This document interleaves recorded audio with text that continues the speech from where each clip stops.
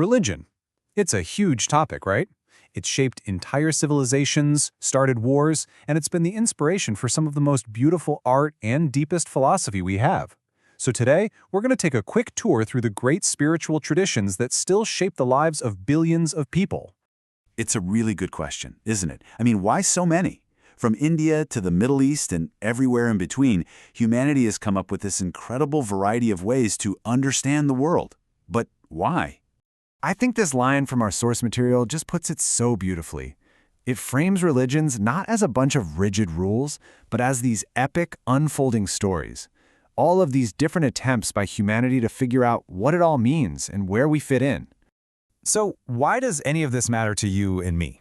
Well, honestly, if you want to understand the world, you kind of have to understand religion. You can't really grasp what's happening in the Middle East without knowing about Judaism, Christianity, and Islam. And the same goes for Asia with Hinduism and Buddhism. It's like a key that unlocks so much of global history and culture. Okay, to make sense of this huge topic, we're going to use a simple map. Think of it like this. Almost all of the world's major religions flow from one of two great streams. The first one starts in ancient India. The second one starts in the Middle East, and it all traces back to one person, a man named Abraham. Let's start our journey in the East. This is where you'll find some of the oldest, most philosophical traditions on the planet, kicking off with one that's so old it doesn't even have a single founder. And that brings us to Hinduism. Its followers often call it Sanatana Dharma, which means the eternal way. And its central idea is just mind-blowing.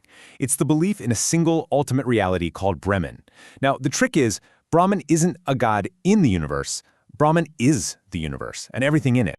So how do you even begin to understand an infinite reality? Well, Hinduism helps by showing us Brahman's three main jobs, the forces that keep the cosmos going.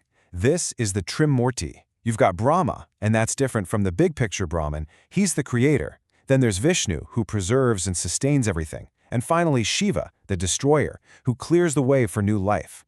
It's this endless cycle, a cosmic dance of creation and renewal.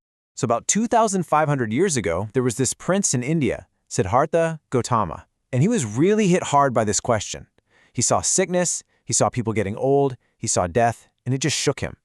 He left his luxurious life behind to find an answer, to find a way out of all that pain. And what he found, after he became the Buddha, or the Enlightened One, was what we call the Four Noble Truths. Honestly, you can think of it like a doctor's diagnosis. First, the symptom. Life has suffering in it. That's just a fact. Second, the cause. Our own wanting, our own attachments and desires. Third, the good news. There's a cure. And fourth, the prescription. Follow the Eightfold Path. Now, let's jump halfway across the world, because at the same time, a completely different set of ideas was starting to grow, all coming from one single source. This is the stream that gives us the three great monotheistic faiths, and they all look back to one man as their patriarch. You can almost see this whole tradition as a story told in chapters. It kicks off with Abraham, who introduces this pretty radical idea at the time, a special agreement, a covenant, with one single God. Hundreds of years later, Moses comes along and receives God's law. Then Jesus arrives, offering a new way to understand that covenant. And finally, Muhammad delivers what Muslims believe is the final and complete message for all of humanity. The story here is really about a family tree.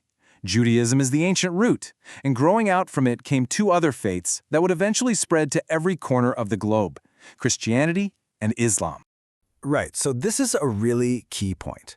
Christianity didn't just pop up out of nowhere. It started as a reform movement within Judaism. The big split was over that idea of the covenant. For Judaism, the covenant was all about following God's law. But Christianity offered a new covenant, one based on faith in Jesus, with baptism being the sign you were part of it. And that brings us to Islam. The name itself tells you everything. It means submission to the will of God. The central belief here is that Islam isn't actually a new religion, but the perfected, final version of the same truth that was revealed to all the prophets that came before, now delivered through God's final messenger, Muhammad. So what does this submission look like in daily life? Well, it's built on a foundation of 5 core responsibilities. They're known as the pillars of Islam.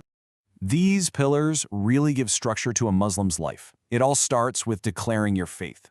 It's put into practice by praying 5 times every single day, facing Mecca. It's about building discipline and empathy by fasting during Ramadan. It's about community, giving to charity to help the poor. And for those who are able, it's about making that incredible pilgrimage to Mecca at least once in your life. So, we've traveled down two very different streams, one from India, one from the Middle East. They seem worlds apart, but if you step back, you can see that they're all part of the same human project, really. They're all different answers to the same big questions about meaning and purpose. Hinduism gives us this incredible vision of a huge cosmic cycle, a universe that's constantly being created, kept in balance, and then renewed. Buddhism gives us a very practical roadmap to finding inner peace. It says the way to stop suffering isn't to change the world around you, but to change your own mind. Judaism gives us this powerful idea of a real relationship with the divine, a special agreement between one God and one community, held together by shared history and law. Christianity takes that idea of a covenant and opens it up to everyone, offering a path to salvation, not through strict laws, but through faith and grace. And Islam presents that final, clear message, a straightforward call for all of humanity to find peace by submitting to the will of that very same one God. And that brings us right back to today. Every one of these ancient ways of thinking still powerfully shapes our modern world, our politics, our cultures, the private lives of billions of people. Which leaves us with a final question to chew on. In our world today, what purpose do they serve now?